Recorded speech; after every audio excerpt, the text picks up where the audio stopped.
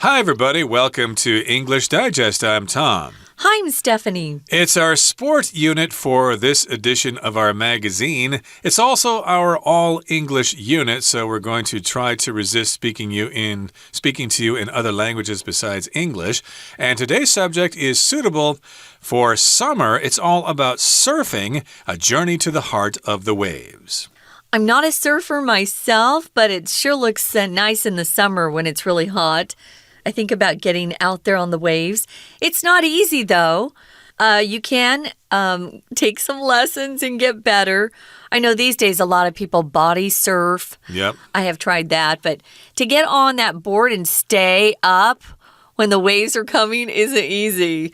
But a lot of people really enjoy it. Yeah, I've never tried it. Of course, it's one of those things that's not as easy as it looks. Right. But yeah, like you have done body surfing before, you can catch a wave and it kind of moves your body toward the shore. That can be a lot of fun. Yeah. And I suppose surfing itself with the surfboard is a similar concept, but it's more about just doing that. It's also got the culture behind it and the spirit and the soul of experiencing your oneness, I guess, with the ocean and with nature. So that's why we're calling it a journey to the heart of the waves. So let's get to it, everybody. Let's read through the entire contents of our lesson right now.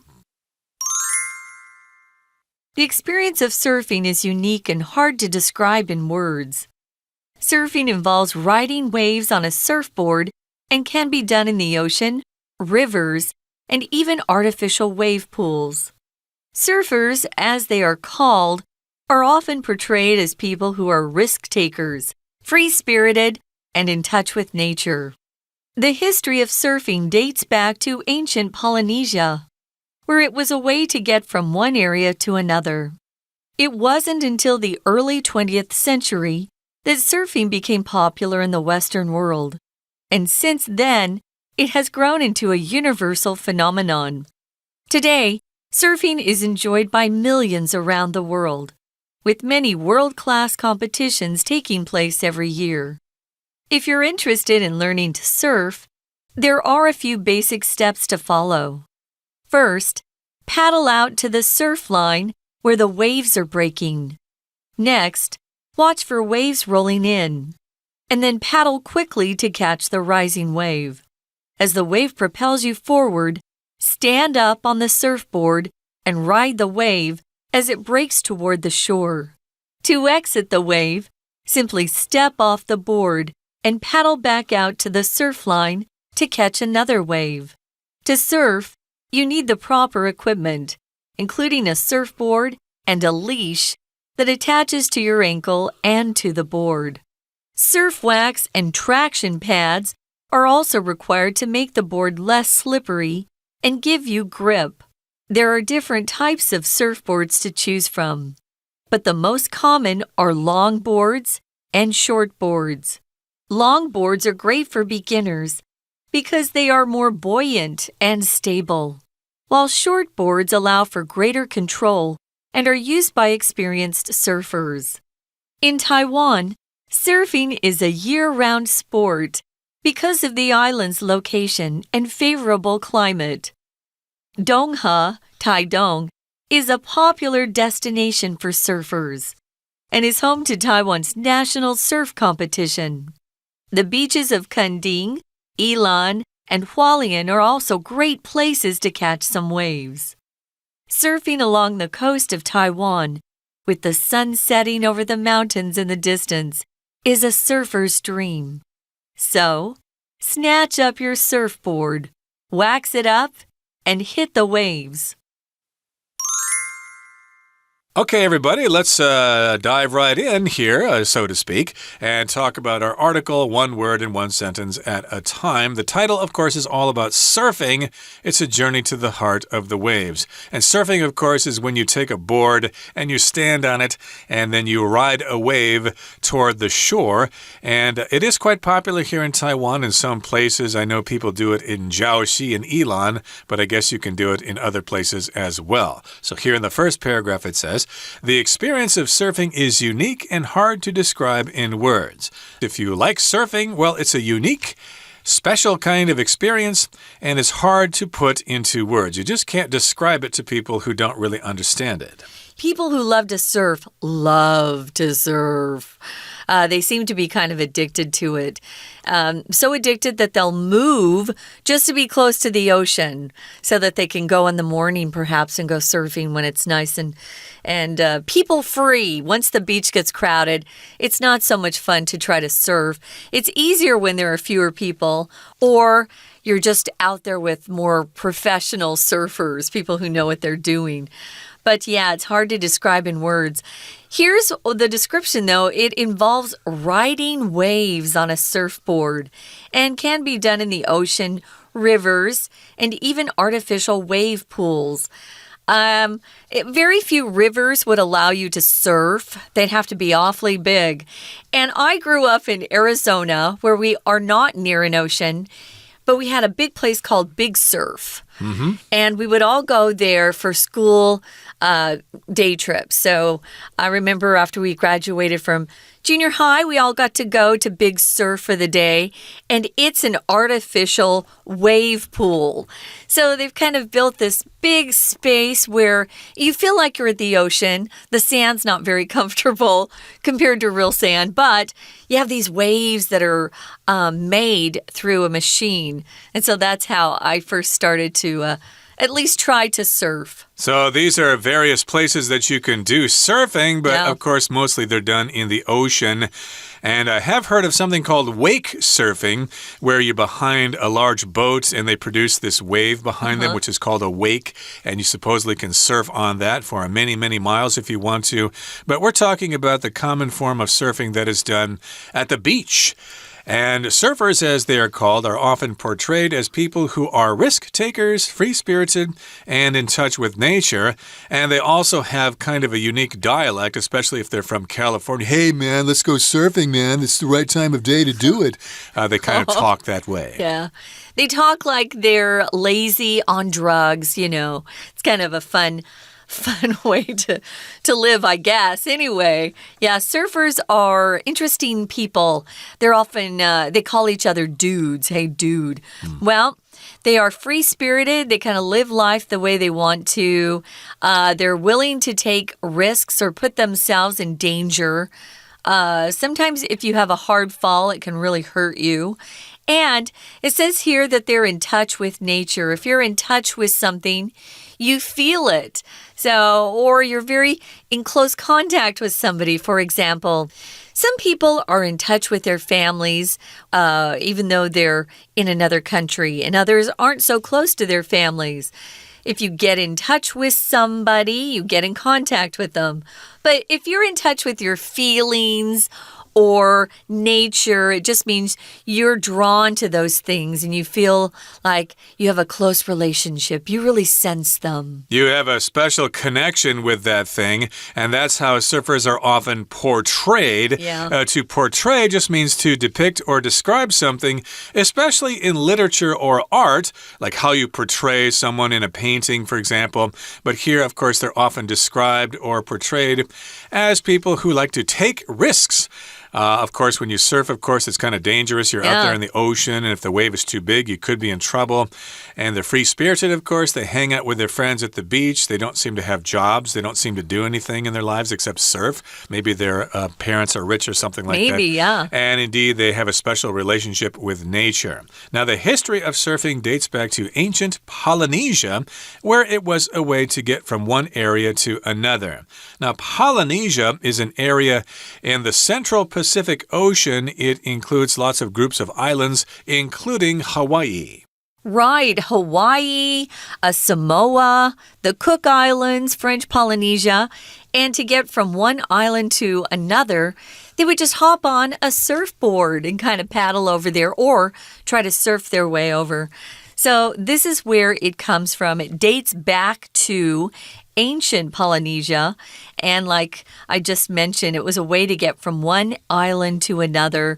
It wasn't until the early 20th century, that would be the 1900s, that surfing became popular in the Western world.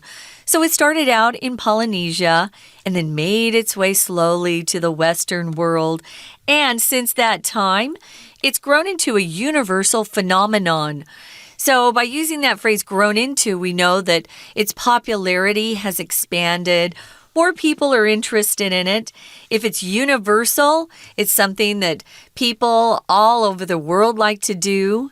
If something is a universal trait, it means everybody has the same thing, has maybe the same characteristic. Or the love of nature is almost universal. Who doesn't love to be in nature? And phenomenon is kind of a word we use when we're describing something that you can kind of observe or you see that it exists, but maybe it's sometimes hard to explain. And we're just calling it a phenomenon, something that people really enjoy, and a lot of people enjoy it around the world. Right, that's singular, by the way. Phenomenon, a phenomenon, something that happens, a natural phenomenon like a typhoon or an earthquake.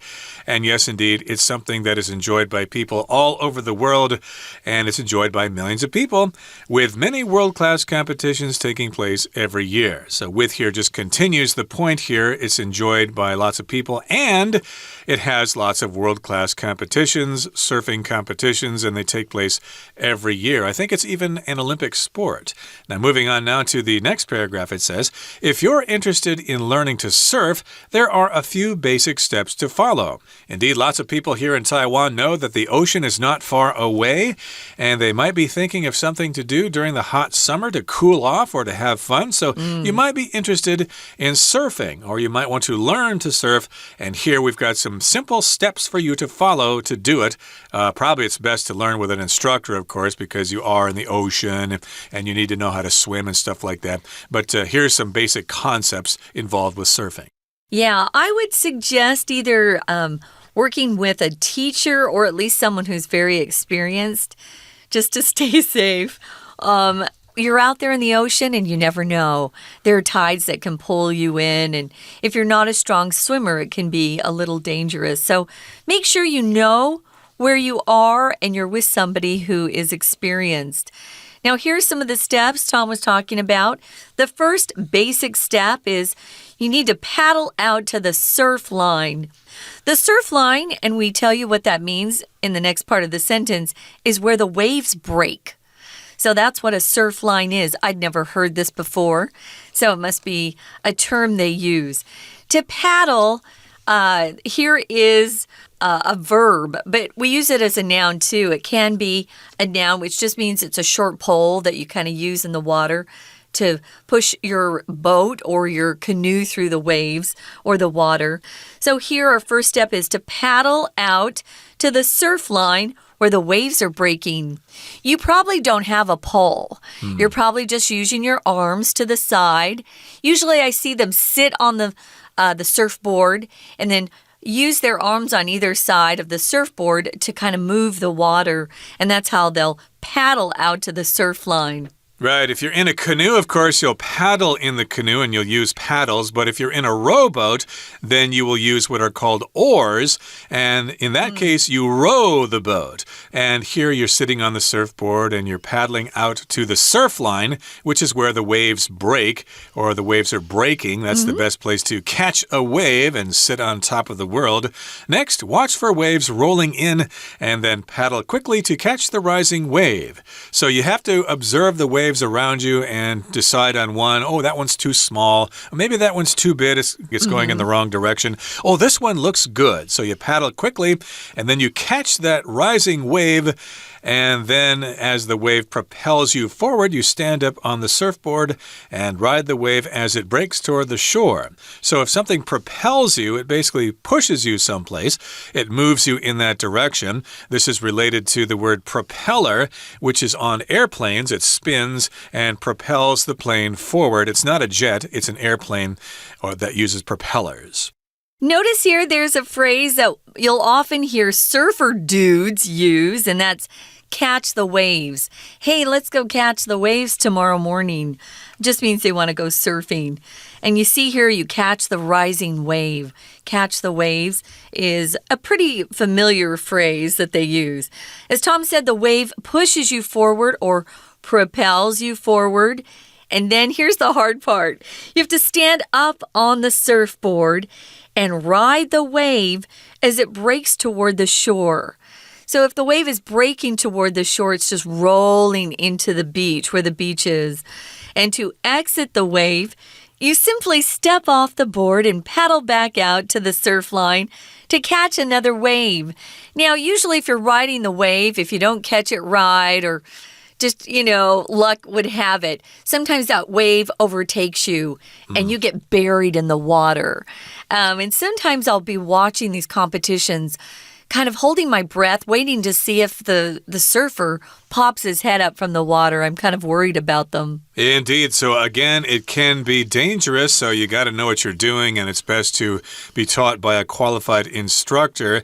And this is what you do. You just kind of go back and forth between the water and the shore until you get tired, and then you can go on the beach and have a campfire and roast some marshmallows and talk to all your buddies about what a great day it was surfing, man. We had a lot of fun, dude.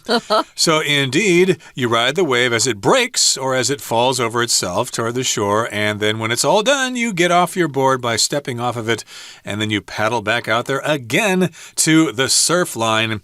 And we'll continue talking about surfing in just a couple of seconds, but right now we're going to take a break, but stay tuned. We'll be right back.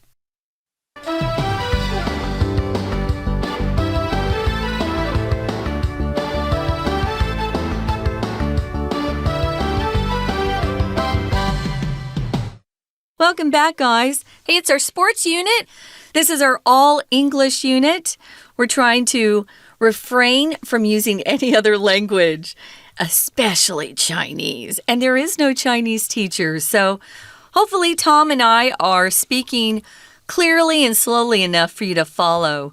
Our listeners are pretty smart, Tom, so I think they're okay. They can keep up with us. Yeah. So again, to review, here are some basic steps to surfing. You paddle out to the surf line, you look for a proper wave, and then you paddle quickly to catch that perfect wave, and then that wave propels you forward. You stand up and you ride the wave all the way to the shore, and you step off the board and you do it again. Now, to surf, you need the proper equipment, including a surfboard and a leash that attaches to your ankle and to the board. So here we've got the word equipment, and that's kind of a tricky word because it's actually a non-count noun.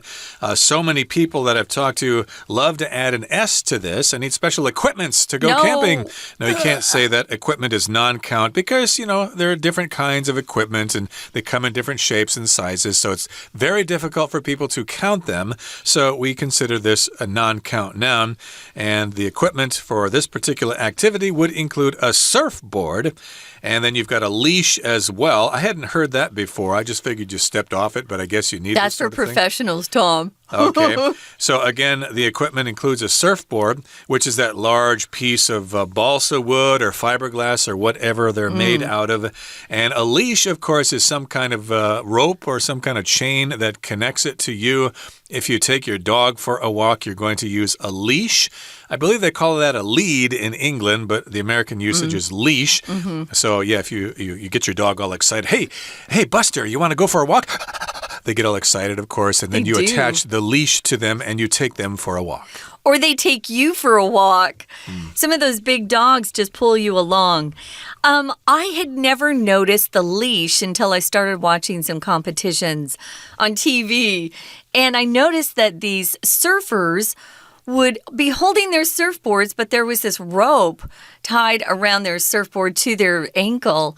And when they crash or they fall over in the water, it's easier for them to catch their surfboard and go back out again. Sometimes, if it's not attached to your body, you have a hard time getting your surfboard back. So that leash will attach or connect to their ankle and to the board. It just helps keep those two things together when they do crash, or as we like to say, wipe out. If you wipe out while you're surfing, usually that wave just comes over and plunges you into the water. Hopefully you get up pretty quickly and you're not under the water too long. That sounds kind of dangerous to me, though. Of course, I'm from the country. We did not have an ocean there. And, of course, attaching a leash to your ankle could mean that it might wrap itself around you, maybe around your neck or something. So I would be very careful there myself. But in any case, this is part of the equipment, a surfboard and a leash that connects or attaches to your ankle and to the board. So when you do wipe out, then you'll be able to retrieve your board and try again. Here are two other things you might need amongst your surfing equipment. That's surf wax. People will wax their boards. I've just seen them. I don't even know how often you do it or why you need to, but they certainly like to keep their surfboard in tip-top shape, in good condition, and then traction pads. Traction pads remind me of what we put in the bottom of showers and bathtubs to help the little ones and the elderly not slip and fall, because our showers and bathtubs can be very slick, very slippery. So they put some traction pads on their board, and it helps them, or it helps their feet grip the top of the surfboard a lot better. And the wax, I suppose, is on the bottom, so it goes through the water more quickly, like you put on skis. You put on wax in your skis, so they go down the ski hill more quickly that way. And there are different types of surfboards to choose from, but the most common are longboards and shortboards. I think this is also true of skateboards. They have standard skateboards and longboards, and I guess now there's a surf skate out there that people are trying, but we're not talking about that. Although surf skates, I believe, are used by surfers to practice with when they can't get to the ocean, but that's another topic. We've got two types of surfboards here, longboards and shortboards. Yeah, when I see this shortboard, I'm reminded of something I grew up with called a boogie board. And I think it is a short board. It's a lot shorter, and you can just lie on top of it as you go out to the water, as you paddle out. Long boards are probably the official surfboards that most of us are familiar with. They're harder. They're just so big for me. I'm not that big. And so to carry them is a little harder. It'd be easier for Tom because he's tall. But it says here the most common are the longboards and shortboards. And longboards are great for beginners because they are more buoyant and stable. If something's buoyant, it floats more easily in the water. If it's very heavy, it'll just go down to the bottom of the ocean, and that's not what you want. You want something that's easy for you to get your hands back on. So buoyant, again, floats. It's very lightweight. If you're feeling buoyant, it just means you're in a really good mood. Wow, you're happy. It's like you're walking on air. And stable just means it can be relied upon. It's not going to move too much. What do shortboards do, Tom? Well, they allow for greater control, and they're used by experienced surfers or expert surfers. And I think it's probably like snowboards. If you're on a snowboard or a shortboard, you can move it back and forth more easily and quickly, and you can do more fun things like go backwards or forwards or whatever. They do tricks on them. Do tricks, indeed. I'm not sure if you can surf backwards, but I'm sure a lot of people have tried that before. But yes, indeed, if you're a beginner, start with the longboard. You'll have greater control. Or at least you'll be able to be more buoyant, and you'll learn faster that way. And in Taiwan, surfing is a year-round sport because of the island's location and favorable climate. It might get a little cold during the winter, especially up here in the north, but if you're down in Kending or some other place like that, you can probably go surfing in January or February. You might want to put on a wetsuit just to make sure you're nice and cozy, nice and warm. Yeah, wetsuit is very figure forming, and you kind of zip it up and it clings to your skin, but it keeps you warm. Most surfers use those when they're surfing in the cooler months of the year. A lot of surfers try to surf 12 months out of the year, so they need those wetsuits. Now, I know that the ocean in California, on the California side of the United States, that ocean water's pretty chilly. That was the ocean that I grew up with, and I would never go get in the water in the winter, but people love surfing so much that they would just put on a wetsuit. If you're on the other side and you're by Florida, those waters out there are much warmer. But anyway, yeah, you got to have the right, I guess, clothes or outfit to keep warm. You don't want to get... what do you call that? You don't want to get... Hydrothermia? Hydrothermia, where your body's too cold, yeah. Exactly. And so here in Taiwan, you can surf any time of the year because it's a subtropical area, so it's warm enough all year round, and we've got favorable climate. If something's favorable, well, it is favored. It is actually conducive to what you want to do. It helps you do what you want to do, so it has this favorable climate. Other people might be favorable. You might have some people that you want to hire for your company. Certain people are favorable or ones you prefer. But in this particular case, yeah, the climate, the weather is agreeable. It's cooperative with what you want to do. And we're going down kind of south here to Donghe, Taidong. That is a popular destination for surfers. And it is home to Taiwan's national surf competition. If something's home to something, well, that's where it takes place. That is the main place it takes place in.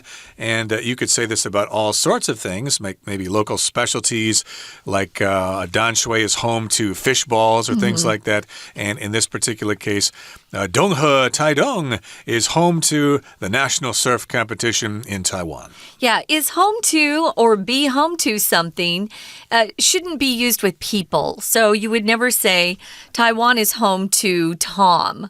No. Taiwan is home to Stephanie. No, it's our home. But you would use it for things, especially specialties or activities or some sort of something special a country or city has to offer. And here we're talking about Taiwan's national surf competition, which is a big deal. And people get very proud about showing Taiwan off to surfers around the world. There are other places besides Donghe in Taidong. There's Kanding, Ilan, and Hualien. They're also considered to be great places to catch some waves. Yeah, I've only seen people surfing at Jiaoxi in Ilan. Oh, wow. Or Tocheng, maybe. I think I said the wrong. Jiaoxi is the hot springs resort. Right. Sorry, I mixed that up. Tocheng is where people go to go surfing in Ilan. There might be some other places. I'm not quite sure. I'm not an expert at surfing here. But in any case, these are some examples of places you can go to in Taiwan that offer some good surfing. And surfing along the coast of Taiwan with the sun setting over the mountains in the distance is a surfer's dream. So yes, indeed, it's one thing to actually be surfing on the water, but another to actually be observing your surroundings. And I suppose a lot of people are very inspired when they come to surf in Taiwan because, wow, you can see the wonderful mountains and a great sunset while you're surfing. You'll feel it's heaven on earth. Yeah, it's really beautiful. Reading this description, I can imagine that it just must be heavenly.